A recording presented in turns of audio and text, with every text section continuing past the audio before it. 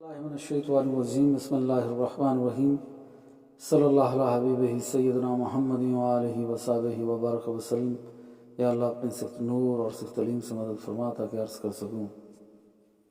کسی کا ایک سوال یہ ہے کہ کیا پتہ لوگوں نے خود سے ہی دین لکھ لیا ہوں، کچھ لوگ ہوں اتنے چلاک ہوں شاطر ہوں، انہوں نے خود سے دین لکھ لیا ہوں اور اپنے سکون کے لیے خدا کو بھی بنا لیا ہے کہ خدا موجود ہے۔ مختلف ضرورتیں ہیں جس کی وجہ سے بندہ یہ سوچتا ہے کہ خدا ہے، کوئی تو ہو بڑا جو میری ضرورتیں پوری کر رہا ہو، بس یہ سکون کے لیے ہے۔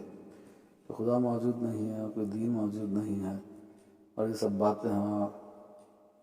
تو اور بھی سوال ہیں ان کے، بہرحال پہلے اس کا جواب دیتے ہیں اللہ کی عطا سے۔ سب سے پہلی بات یہ ہے کہ یہ کائنات میں نے تو پیدا نہیں کی ہے،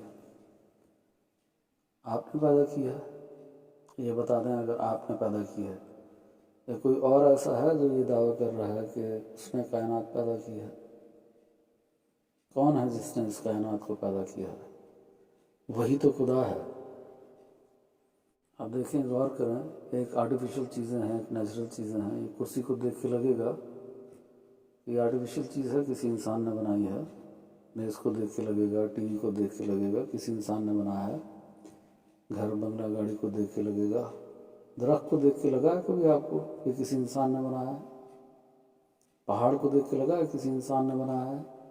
آسمان کو دیکھ کے لگا ہے کسی انسان نے بنایا ہے؟ تو ہر چیز کے موجود ہونے کی کوئی نہ کوئی دلیل ہوتی ہے۔ تو خدا کے موجود ہونے کی سب سے بڑی دلیل آپ خود ہیں۔ آپ کو کس نے پیدا کیا ہے؟ خدا کے موجود ہونے کی دلیل یہ خود کائنات ہے۔ کائنات کی ہر نیچرل چیز چیخ چیخ کے بتا رہی ہے کہ میرا کوئی خالق ہے، کوئی میرا مالک ہے۔ اس کو کسی انسان نے نہیں پیدا کیا ہے اور نہ ہی یہ خود بخود وجود میں آئی ہے۔ وہ کہتے ہیں خدا ہوتا تو نظر آتا، خدا تو نظر نہیں آتا۔ تو کتنی چیزیں ہیں جو نظر نہیں آتی؟ گریوٹی نظر آتی ہے؟ میں نے کہا نا، ہر چیز کے ہونے کی ایک دلیل ہے۔ تو آپ کہیں پہ بھی کوئی چیز پھینکیں گے وہ ہمیشہ نیچے جائے گی، یہ دلیل ہے کہ گریوٹی موجود ہے۔ ایسے عقل بھی نظر نہیں آتی، پر آپ جب اچھائی اور برائی میں فرق کرتے ہیں، اخلاق سے بات کرتے ہیں، پیار سے بات کرتے ہیں، اس چیز کی دلیل ہے کہ عقل موجود ہے۔ درد نظر نہیں آتا، بہرحال کبھی سر میں درد ہے، کبھی پاؤں میں درد ہے، اس کا مطلب ہے پین موجود ہے۔ ایسے ہی اس درخت کو، آسمان کو، سورج چاند ستارے کو، آپ کو، اپنے آپ کو دیکھ کے یہ پتہ لگتا ہے اور یہ دلیل ہے کہ کوئی خدا موجود ہے۔ وہ کہتے ہیں جی بگ بینگ ہوا تھا، کائنات خود بخود وجود میں آ گئی تھی۔ تو بگ بینگ سے کائنات وجود میں آئی، کوئی خدا نے تو نہیں بنائی۔ بگ بینگ کا سائنس کو تو کل پتہ لگا ہے، سائنٹسٹ ہمیشہ یہی کہتے رہ گئے ہیں کہ کائنات ہمیشہ سے موجود تھی، اس لیے کوئی خدا موجود نہیں ہے جس نے اس کو پیدا کیا ہے۔ خدا کے موجود نہ ہونے کی یہ سب سے بڑی دلیل دیتے تھے وہ کہ کائنات تو ہمیشہ سے موجود تھی، کسی خدا نے نہیں اس کو پیدا کیا۔ پھر وہ سائنٹسٹ آئے اور انہوں نے ثابت کیا کہ نہیں، یہ کائنات ہمیشہ سے موجود نہیں تھی بلکہ بگ بینگ ہوا تھا۔ اور اس بات کو اللہ نے قرآن میں بیان فرمایا 1400 سال پہلے، سائنس نے تو آج بتایا۔ اگر یہ مذہب توبہ نعوذ باللہ نبی پاک صلی اللہ علیہ وسلم نے خود سے لکھ لیا ہوتا، قرآن بھی خود سے لکھ لیا ہوتا، تو 1400 سال پہلے بغیر کسی ٹیکنالوجی کے، بغیر، نبی پاک تو امی نبی ہیں، یعنی نہ دین کا علم، دنیا کا علم حاصل کیا تھا کسی اسکول مدرسے سے، نہ کوئی اور علم حاصل کیا تھا، بلکہ براہ راست اللہ نے ان کو پڑھایا ہے۔ تو ایک امی نبی جس کے پاس دنیا کا کوئی علم نہیں تھا، اس کو یہ خبر کس نے دی؟ اور کوئی ٹیکنالوجی موجود نہیں تھی کہ وہ آپ کہے کہ اس وقت کوئی ٹیکنالوجی موجود تھی، ڈیوائسز موجود تھیں اور تحقیق کر کے بتا دیا ہو۔ تو بغیر تحقیق کے حضور نے کیسے بتا دیا کہ بگ بینگ ہوا تھا؟ تو اللہ کے بتانے سے بتایا۔ کوئی کہہ سکتا ہے یہ اتفاق ہوگا، ایسا اتفاق ہوتا نہیں ہے۔ پر نبی پاک صلی اللہ علیہ وسلم نے فرمایا اللہ ایک ہے۔ لوگوں نے کہا خدا تو کئی ہیں، آپ نے ایک کہہ دیا۔ پھر نبی پاک نے فرمایا یہ اللہ کا کلام ہے، ان کا ایک آپ نے نئی بات کر دی ہے کہ اب اللہ کا کلام بھی آپ پہ نازل ہو رہا ہے۔ پھر نبی پاک نے فرمایا میں تو نبی ہوں، فرمایا یہ ایک اور نئی بات ہے کہ اب آپ نبی بھی ہیں۔ بڑے اعتراض ہوتے تھے. نبی پاک نے فرمایا چاند کی اپنی روشنی نہیں ہے. وہ سارے اکٹھے ہو گئے. انہوں نے کہا چاند کی اپنی روشنی نہیں ہے, کیا بات کرتا ہے یہ؟ اب تو خلاف عقل باتیں کرنا شروع کر دی ہیں. پہلے کہتا ہے اللہ واحد ہے, پھر قرآن ہے, پھر میں نبی ہوں. اب کہتا ہے چاند کی اپنی روشنی نہیں ہے. سارے آنکھوں سے دیکھتے ہیں, ہمیں عین الیقین ہے, بچہ ہو بوڑھا ہو عورت ہو سب کو پتہ ہے چاند کی اپنی روشنی ہوتی ہے. سارے سائنٹسٹ بھی یہی کہتے تھے, فلاسفرز بھی جو بھی اس وقت موجود تھے, سارے پڑھے لکھے یہی کہتے تھے چاند کی اپنی روشنی ہے. کس نے بتایا نبی پاک کو یہ کہ چاند کی اپنی روشنی نہیں ہے؟ آج 1400 سال بعد سائنس یہ کہہ رہی ہے کہ چاند کی اپنی روشنی نہیں ہے, سورج کی اپنی روشنی ہے. اور قرآن بھی یہی فرما رہا ہے کہ سورج کی اپنی روشنی ہے. اگر یہ خود سے لکھ لیا تھا, گھڑ لیا تھا, توبہ نعوذ باللہ نبی پاک نے, تو یہ باتیں کس نے بتائیں؟ آج سائنس بتا رہی ہے کہ ٹیکٹونک پلیٹس ہیں. قرآن 1400 سال پہلے بتا رہا ہے کہ ٹیکٹونک پلیٹس ہیں. آج سائنس تحقیق کر رہی ہے, کیا پتہ کوئی ایلین ہو, کوئی اور جگہ ہو, اسپیس ٹریول کی بات ہو رہی ہے, اسپیس میں ٹریول کرتے ہیں. قرآن تو 1400 سال پہلے یہ بیان کر رہا ہے کہ حضرت آدم علیہ السلام ایک ایلین تھے, اس ارتھ کے نہیں ہیں وہ. ہم نے عثمانوں میں ان کو کسی ایک خوبصورت مقام جس کو اللہ پاک جنت فرما رہا, بہرحال وہ یہ جنت نہیں ہے جس میں ہم نے حساب کتاب کے بعد جانا ہے. حشر کے دن جو حساب کتاب ہوگا اس جنت میں جو جانا ہے, اس جنت میں ابھی تک کوئی نہیں گیا. جب نبی پاک معراج پہ گئے تو وہی گئے تھے, یا باقی فرشتے جن کی ڈیوٹی ہے وہ جاتے ہیں. تو یہ وہ جنت نہیں ہے جس کا قرآن میں ذکر ہو رہا ہے. بہرحال یہ کہا جا رہا ہے آسمانوں میں ایک خوبصورت مقام ہے جس کو جنت کہا جا رہا ہے. تو حضرت آدم علیہ السلام کو تو ہم نے وہاں سے نازل کیا ہے, وہ تو کسی اور پلانٹ کے ہیں. تو جو آج اسپیس کی باتیں ہو رہی ہیں اور اسپیس ٹریولنگ کی باتیں ہو رہی ہیں, قرآن تو 1400 سال پہلے فرما رہا ہے کہ آدم, اور جو آج ایلین کے اوپر تحقیق ہو رہی ہے قرآن 1400 سال پہلے بتا رہا ہے. آپ کہیں گے سائنس ابھی اس نتیجے تک پہنچی تو نہیں ہے کہ ایلین ہے, تو ٹھیک ہے, سائنس اس نتیجے پہ تو پہنچ چکی ہے کہ کائنات کی ایکسپینشن ہو رہی ہے, کائنات پھیل رہی ہے. پہلے تو سائنسدان یہ کہتے تھے کہ ایک بگ بینگ ہوا, بس کائنات میں جتنا پھیلنا تھا وہ پھیل گئی, اب وہ سلو ڈاؤن ہو رہی ہے. بلکہ پھر مزید سائنٹسٹ آئے اور انہوں نے یہ تحقیق کر کے ثابت کیا کہ تو ایکسپینشن ہو رہی ہے. یہ ساری باتیں کس نے بتائی ہیں نبی پاک کو؟ اور وہ ایسی باتیں ہیں جو سائنس کے نزدیک اب لا ہیں, فیکٹ ہیں, جو بدل نہیں سکتی, کوئی تھیوری نہیں ہے. یہ سب باتیں محض اتفاق ہیں. کوئی انسان جو کسی اسکول اور مدرسے سے نہ پڑھا ہو اور امی ہو, وہ ایسی باتیں کیسے بیان کر سکتا ہے اور خود سے لکھ سکتا ہے؟ کس نے بتائی ہوں گی یہ باتیں؟ اللہ نے بتائی ہیں. اور یہ دلیل ہے اللہ کے ہونے کی, واحد خدا ہونے کی, کہ وہی ایک سچا خدا ہے جو کائنات کو پیدا کرنے والا ہے, تبھی تو کائنات سے واقف ہے. اور یہ دلیل ہے قرآن کے حق ہونے کی, یہ دلیل ہے نبی پاک کے حق ہونے کی. اس نے بتایا نبی پاک صلی اللہ علیہ وسلم کو یہ کہ ایولیوشن ہوا ہے. آج 1400 سال بعد سائنس کہتی ہے ایولیوشن لا ہے, فیکٹ ہے, تھیوری نہیں ہے, ایولیوشن ہوا ہے. نبی پاک کو کس نے بتایا ہے؟ اللہ نے. قرآن میں 6000 سے زیادہ آیات ہیں, جس میں قرآن ویسے ہدایت کی کتاب ہے, سائنس کی کتاب نہیں ہے. بہرحال 6000 سے زیادہ آیات ہیں, جس میں سے 1000 آیات کا تعلق قرآن سے ہے, سائنس سے ہے. تو وہ ابھی تو آپ ان میں سے چند چیزیں ہیں, آپ اس نتیجے پہ پہنچے ہیں کہ یہ قرآن نے 1400 سال پہلے بیان کر دیا. ابھی تو سائنس نے مزید تحقیق کرنی ہے, اور جھوٹے مذہب جتنے ہیں, باطل مذہب جتنے ہیں, ان کو تکلیف ہوتی رہے سائنس سے, ہمیں کوئی تکلیف نہیں ہے. میں تو دعا کرتا ہوں مزید سائنس میں ترقی ہو, سائنٹسٹ ترقی کریں, تاکہ قرآن مزید سچا ثابت ہو. جھوٹے مذہب کو ڈر ہوگا کہ رام, بھگوان, کرشنا, یہ ساروں کو لوگ ماننا بند کر دیں گے, گو ماتا کو لوگ ماننا بند کر دیں گے. ہمیں کوئی خوف نہیں ہے مسلمانوں کو. سائنس ترقی کرے, سائنٹسٹ ترقی کریں, جتنا وہ ترقی کریں گے اتنا قرآن زیادہ سچا ثابت ہوتا چلا جائے گا. کیونکہ آج تک جو قرآن فرماتا آ رہا ہے, سائنس 1400 سال بعد اسی نتیجے پہ پہنچ رہی ہے. اور اتفاق ایک بار ہو سکتا ہے, 2 بار ہو سکتا ہے, کئی بار نہیں ہو سکتا.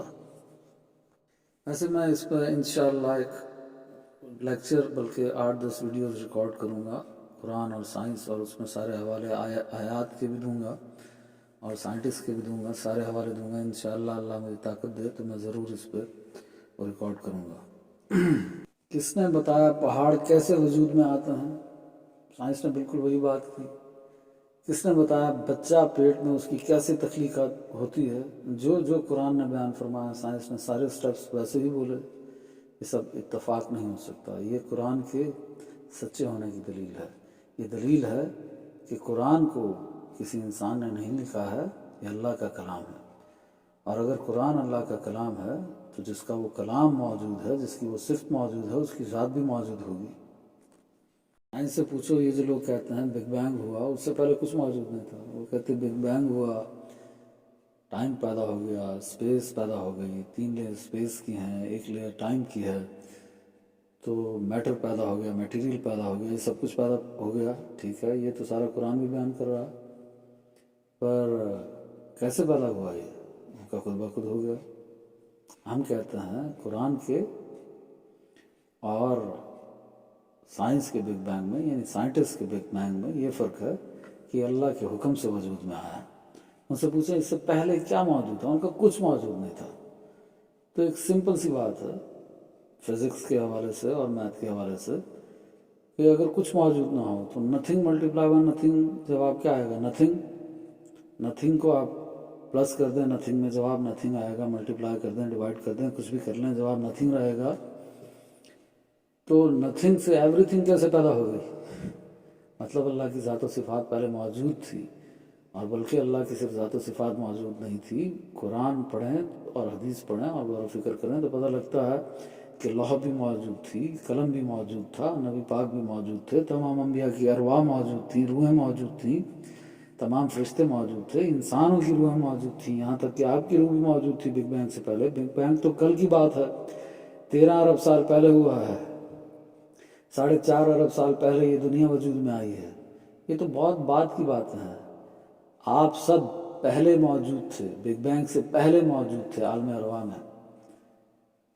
تو اللہ کے حکم سے وجود میں آیا ہے. اگر آپ کہتے ہیں کہ فزکس اور میتھ سے آپ سمجھیں اس بات کو، کیسے ہو سکتا ہے نتھنگ سے کوئی چیز وجود میں آ جائے؟ یہ ممکن نہیں ہے. آپ بڑی عقلی دلائل دیتے ہیں، تو یہ عقلی دلیل آپ کو کیوں نہیں سمجھ میں آتی؟ یہ فزکس کا لا کیوں نہیں سمجھ میں آتا؟ یہ باتیں کیوں نہیں سمجھ میں آتی؟ نتھنگ سے کچھ پیدا نہیں ہو سکتا. اللہ کا حکم تھا پیچھے، اس نے اس میٹیریل کو، اس میٹر کو، بگ بینگ کو حکم دیا اور وہ ہو گیا. اور آپ کہتے ہیں یہ خود بخود ہو رہا ہے. اگر کوئی چیز خود بخود ہو رہی ہے تو پھر تو خدا اور زیادہ طاقتور ہے. مثال کے طور پہ ایک چیز مینول ہے، اس کو بنانا مشکل ہے، پر جو چیز آٹومیٹک ہے اس کو بنانا تو اور مشکل ہے. تو اگر یہ کائنات کا نظام خود بخود چل رہا ہے تو وہ کتنا طاقتور خدا ہے؟ پھر تو وہ مزید عظیم خدا ہے کہ اس نے ایسی پروگرامنگ کی ہے، ایسا سافٹ ویئر تیار کیا ہے اور ایسا ہارڈ ویئر تیار کیا ہے کہ جس میں ایسی آرٹیفیشل انٹیلیجنس ہے کہ وہ سارا نظام خود بخود چل رہا ہے. پھر تو وہ مزید طاقتور ہے. مثال کے طور پہ آپ کوئی چیز بناتے ہیں، جیسے ابھی میں اپنی گاڑی کے پاس جاتا ہوں، میرے پاس اس کا ریموٹ ہوتا ہے، تو میں جیسے قریب جاتا ہوں ویلکم لائٹ آن ہو جاتی ہے، گاڑی کے سائڈ مررز کھل جاتے ہیں. تو مطلب کوئی تو ہے جس نے اس گاڑی کو بنایا ہے، کوئی تو ہے جس نے اس میں وہ کمپیوٹر فٹ کیا ہے، اس کا ہارڈ ویئر بنایا ہے، کوئی تو ہے جس نے اس کی پروگرامنگ کی ہے، سافٹ ویئر لکھا ہے اس کے لیے.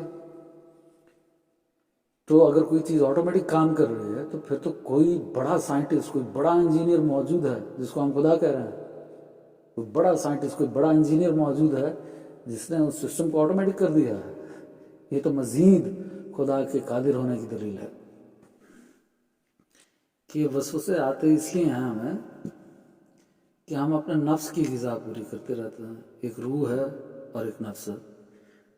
روح کی غذا ہے کہ نماز پڑھیں، روزہ رکھیں، حج کریں، نیک اعمال کریں، درود وصال ذکر کریں. یہ سب روح کی غذا ہے.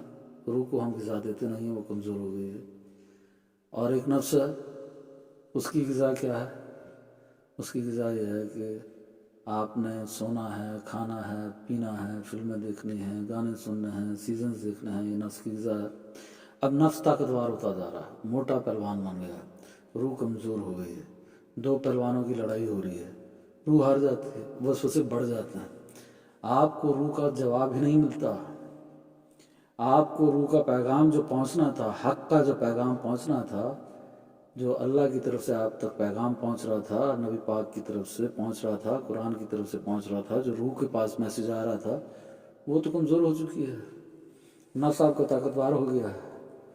تو वसवसों की असल जड़ को ख़त्म करना चाहिए ना। आज से तो हज़ारों सवाल हैं जो पूछते जाएंगे, लोग पूछते जाएंगे, मैं जवाब देता जाऊंगा। तो मसले का हल तलाश करना चाहिए। मसले का हल ये है कि किस दिन ऐसा तो करके देखें, कुछ अर्सा ऐसा तो करके देखें, रूह को ताकतवर करके देखें, फिर आपको खुद दलाइल नज़र आएंगे। जब तकलीफ़ में कोई इंसान फंसता है, जो लोग कहते हैं खुदा नज़र नहीं आता, तो तकलीफ़ में सबसे पहले कौन याद आता है? अल्लाह के सिवा। लोग बहस कर रहे थे एक हमारे दोस्त से, और उससे बहस कर रहे थे, नहीं है खुदा मौजूद नहीं है, और कुदरती तौर पर उस वक्त ज़लज़ला आ गया। तो जो बहस कर रहे थे वो भी कलमा पढ़ते हुए भाग रहे थे, जो जवाब दे रहा था वो भी कलमा पढ़ते हुए भाग रहा था। तकलीफ़ में ही तो खुदा याद आता है। अल्लाह पाक खुद कुरान में फरमाता है, वो आगे पीछे जब खुशकी पे फिरते हैं तो अपने खुदाओं को याद करते रहते हैं, उसको पुकारते रहते हैं, और जब समंदर में भंवर में उनकी कश्तियाँ फंस जाती हैं तो वो सच्चे खुदा मुझे याद करते हैं, और मैं जब कश्ती निकाल देता हूँ फिर वो अपने झूठे खुदाओं के पीछे दौड़ते हैं। तो ये हक की बात आपको समझ में तब आनी जब आपकी रूह ताकतवर होगी, और रूह नेकी से ताकतवर होती है, और नफ्स गुनाह से ताकतवर होता है, तो गुनाह बढ़ जाएंगे। और वैसे ऐसा होता है कि लोग 10 साल जिक्र किया, दरूद वज़ाइफ जिक्र किए, नमाज़ें पढ़ी 15 साल, ये वो, अब उनको लगा कि मेरी कोई दुआ नहीं मानी गई और कोई बात पूरी नहीं हुई, तो मायूस हो जाता है, और मायूसी को फिर मायूस होकर फिर ऐसी बातें करना शुरू हो जाता है। वो समझते हैं शायद हम ऐसी बातें करेंगे, क्या पता आप हमारी खुदा मान लें। इन धमकियों में वो आने वाला नहीं है। जहाँ वो रहमान है वहाँ पे वो कहर भी है, वहाँ पे वो मुतकब्बिर भी है, वहाँ पे वो बेनियाज भी है, और उसको कोई फ़र्क नहीं पड़ता हम उसको माने या ना माने, हमें फ़र्क पड़ता है। तो असली मसले की तरफ आएँ, असली जो मसले का हल है ना उसकी तरफ आएँ, कि अपनी रूह को ताकतवर करें, अपने आप को पढ़ें। अभी लोग पूछते हैं सच्चा मज़हब कौन है, हर कहते हैं, हर कोई कहता है सच्चा मज़हब हमारा। तो ये आपका काम है ना, अल्लाह ने आपको अकल दी है, अल्लाह ने आपको इख्तियार दिया, फ्री विल दी है, आपको कहा है कि जाएँ, आपके पास इख्तियार है, आप चाहे तो हिदायत का रास्ता चुनें, चाहे तो गुमराही का रास्ता चुनें। अल्लाह तो फरमाता है दलील से बात मानो, जाएँ दलील ढूंढें, बाकी मज़हब भी पढ़ लें, जो मज़हब आपको सच्चा लगे उसकी तरफ हो जाएँ। पहले कुरान पढ़ लें किस दिन तर्जुमा और तफसीर के साथ, कुरान तो पढ़ा नहीं जाता, हदीस पढ़ लें किस दिन तशरीह के साथ, वो तो पढ़ी नहीं जाती। तो बाकी आपने सारी किताबें पढ़नी है मज़हब की, पढ़ लें, जो सच्चा लगे उसको मान जाएं। अभी साइंटिस्ट को ज़्यादा से ज़्यादा 10% एटम की समझ में आई, जो सबसे छोटी चीज़ है इस कायनात की है एटम, उसकी 10% समझ में आई ज़्यादा से ज़्यादा। और क्या बना लिया है, एटम बम बना लिया, पूरी दुनिया को ख़त्म करने का सामान तैयार कर लिया है। 10% एटम तो समझ में आता नहीं है, और निकले हैं खुदा की तहकीक करना है, खुदा को समझना है। आप कहते हैं ना कोई भी अक्लमंद इंसान होता है, उसके प्लान ABCD होते हैं। मैंने कराची जाना है तो जहाज़ से जाऊंगा, जहाज़ से ना जा सका तो ट्रेन से जाऊंगा, बस से जाऊंगा, कार से जाऊंगा। प्लान A ये है कि आपको शैतान ने और नफ्स ने ये कह दिया कि खुदा मौजूद नहीं है। ठीक है, हम तो मोमिन मुसलमान हैं, मानते हैं कि खुदा मौजूद है, पर अगर आपको लग रहा है और नफ्स ने और शैतान ने आपको कह दिया, या आपके लॉजिकल माइंड ने आपको कंफ्यूज कर दिया, तो ठीक है, मान लिया थोड़ी देर के लिए कि खुदा मौजूद नहीं है। तो ये प्लान A था। आप क्या होगा, फिर मर जाएंगे, मिट्टी में मिल जाएंगे, कहानी ख़त्म। तो प्लान B क्या है? आप अक्लमंद तो है ना, प्लान B क्या है? अगर खुदा हुआ तो उसके सामने हिसाब किताब के लिए जो पेश होना है उसकी क्या तैयारी है? अगर खुदा हुआ तो ये सवाल तो पैदा हो गया आप में, शैतान ने कर दिया, नफ्स ने कर दिया, क्योंकि रूह ताकतवर थी नहीं, अंदर से आपको हेल्प मिल रही नहीं थी। बाहर भी सब एथियस्ट होते जा रहे हैं, तो बाहर से भी हेल्प नहीं आ रही, अंदर से भी हेल्प नहीं आ रही, अंदर से भी दुश्मनी और बगावत चल रही है, क्योंकि नफ्स तो आपका दुश्मन है। लेकिन आप जो ग़िज़ाएँ खा रहे हैं नफ्स को ही ताकतवर कर रहे हैं, रूह को तो नहीं कर रहे हैं। तो अंदर से भी हेल्प नहीं, बाहर से भी हेल्प नहीं, तो हक़ की बात कैसे समझ में आएगी? कभी अपने आप को तो पढ़ा नहीं, तो अपने आप को पढ़ें, फिर कुरान को पढ़ें, आपको इंशाअल्लाह दलाइल अपने पास इर्द गिर्द नज़र आएंगे। अल्लाह कुरान में फरमाता है जो मुझे मानने वाले हैं उनके लिए वाज़ेह निशानी हमने इस कायनात में छोड़ दी है। इस पर बहुत बातें हो सकती हैं, पर वो इंशाअल्लाह तफसील से कुरान और साइंस सब के हवालों के साथ बहुत जल्दी कोशिश करूँगा कि वो रिकॉर्ड करके अपलोड कर दूँ।